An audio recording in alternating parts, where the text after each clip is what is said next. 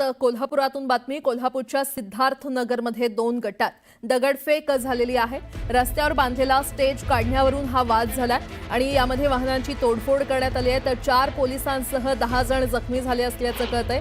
पोलिसांना परिस्थितीवर नियंत्रण मिळवण्यात सध्या यश आलंय। सिद्धार्थ नगरमध्ये पोलिसांचा मोठा बंदोबस्त देखील आता तैनात करण्यात आलेला आहे।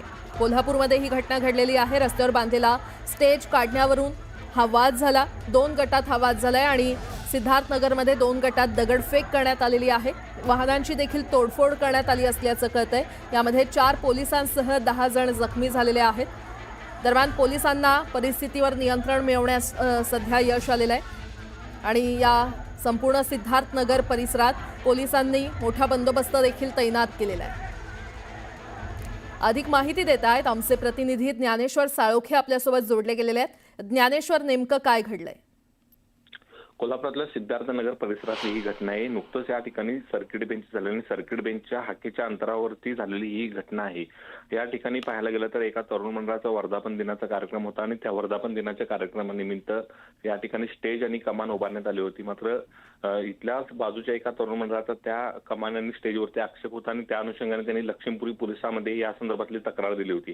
त्यावरून काल दिवसभर या परिसरामध्ये हे धुसफूस सुरू होती। पोलिसांनी बंदोबस्त सुद्धा तैनात केला होता।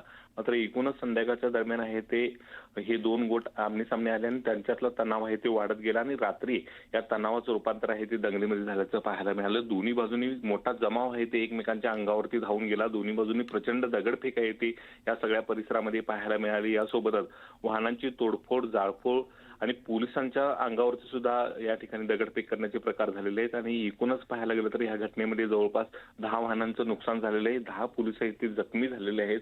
या सगळ्या घटनेनंतर आहे ते तात्काळ या ठिकाणी जादाची कुमक मागवण्यात आली आणि त्यानंतर परिस्थिती नियंत्रणात आणण्यामध्ये पोलिसांना यश आले। मात्र एकूणच या घटनेनंतर या ठिकाणी सध्या तणावाचं वातावरण आहे ते सकाळपासूनच पाहायला मिळते।